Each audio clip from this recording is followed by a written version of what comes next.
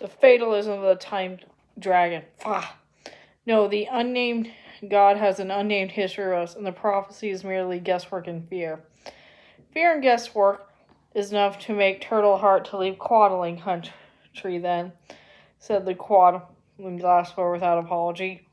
Quadlings do not recall their religion of pleasure plays, but they do listen to signs and messages. As for the water to run with rubies, need to run with the blood of Quadlings. Nonsense.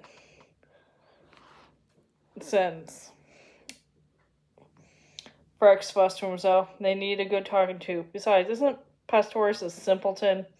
Said Melena, who alone of them would claim an uninformed opinion on the royal house.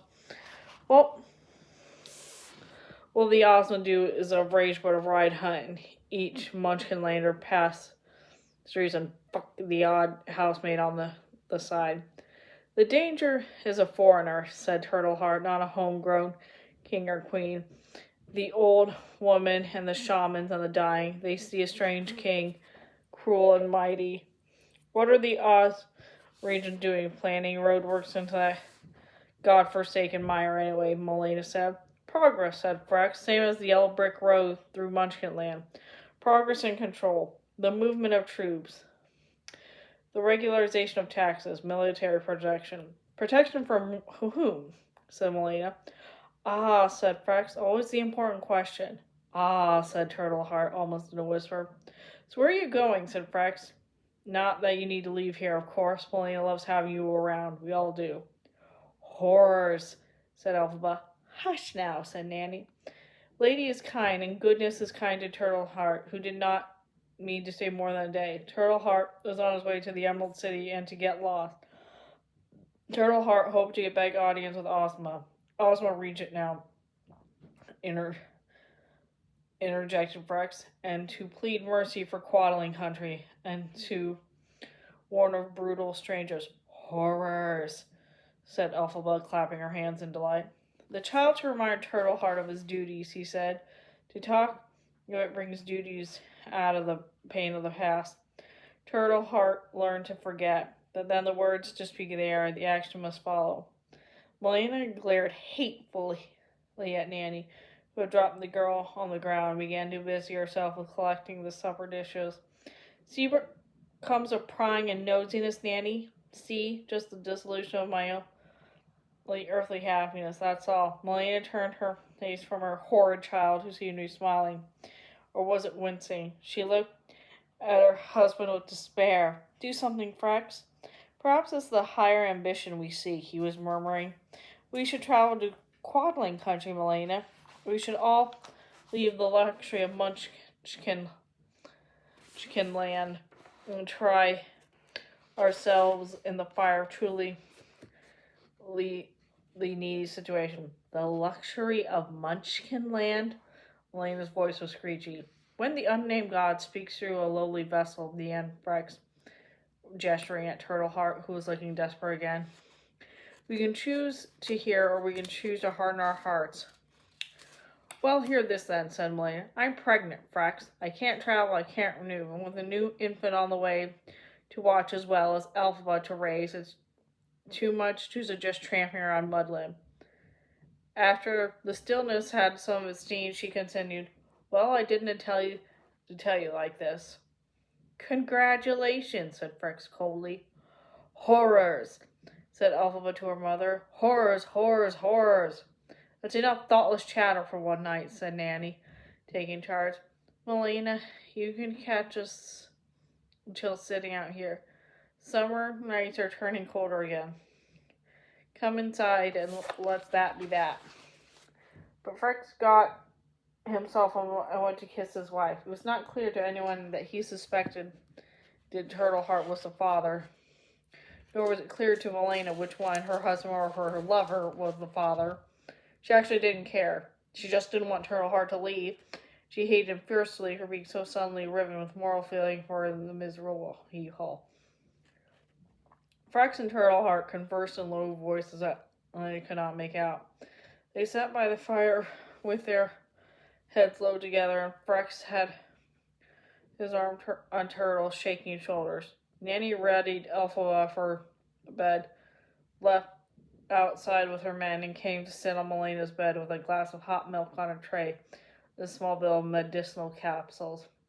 Well, I knew this was coming, said Nanny calmly. Drink the milk, dear, and stop sniveling. You're behaving like a child again. How long have you known? Oh, 6 weeks, said Melena. I don't want milk, Nanny. I want my wine. You'll drink milk. No more wine until the baby's born. You want another disaster? Drinking wine doesn't change the skin color of embryos, said Melena. I may be adult, but I know that much about biology. It's bad for your frame of mind, nothing more, nothing less. Drink the milk and swallow one of these capsules. What for? I did what I told you to do, said Nanny in a conspirational voice. Last fall, I poked around the lower quarter of fair capital on your behalf. The young woman was suddenly engaged. Nanny, you didn't. How clever. Weren't you terrified? Of course, but Nanny loves you, however stupid you are. I found a store marked with a secret insignia of the alchemist trade. She wrinkled her nose in recollection of the smell of rotting ginger and cat piss. I sat down with a saucy-looking old biddy from Shiz, a crone named Yackle, and drank tea and upended the cup so she could read the leaves. Yackle could barely see her own hand, much less read the future. A real professional, Melena said dryly. Your husband doesn't believe in protection, so keep your voice down. Anyway,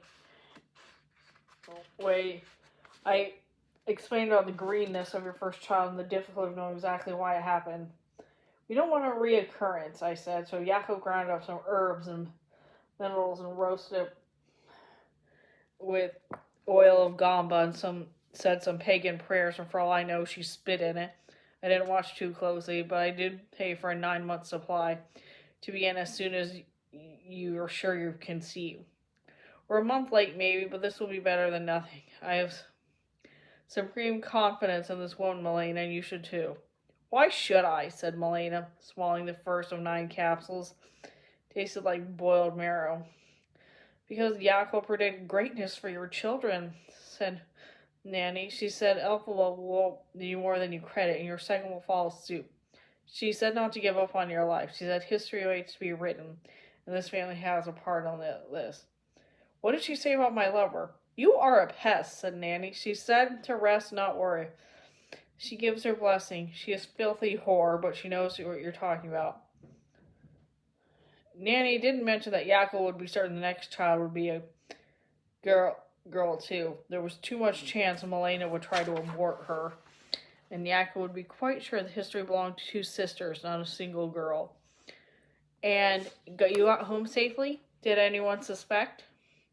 Who would suspect innocent old Nanny of trading illegal substance in the lower quarter? Laughed Nanny. I do my knitting and mind my own business. Now you go to sleep, my love. Nix to the wine for the next few months and stay the course with the medicine. We'll have for you and Frex a decent, healthy child, which will provide no end of recovery for your marriage. My marriage is perfectly fine, said Melena, snuggling down under the covers. The capsule had a kick, but she didn't want Nanny to know, as long as we don't waiting off in the muddy consent. The sun sets in the west, not the south, said Nanny soothingly. It was a masterly stroke to bring out the pregnancy tonight. My dear, it would come to visit if you were paddling off to Quadling country, by the way. I'm 50 years old this year, you know. There are some things Nanny is too well to do. Well, nobody better go anywhere, said Melena, and began to fall asleep. Nanny, pleased with herself, glanced out the window as she prepared to retire. Frex and Turtle Heart were still deep in conversation. Nanny was sharp. But then she let on. She had seen Turtle Heart's face when she remembered remembering the threat to his people. It had been opened like a hen's egg, and the truth had fluttered and wobbled out of it just as naive as a yellow chick and as fragile. No wonder Frex was sitting near to the beleaguered Quadling that Nanny thought was altogether decent. But there no seemed to be ending of oddity to this family. Send the girl so I can put her down, she called from the widow, partly to interrupt their intimacy. Frex looked around. She's in, isn't she? Nanny glanced.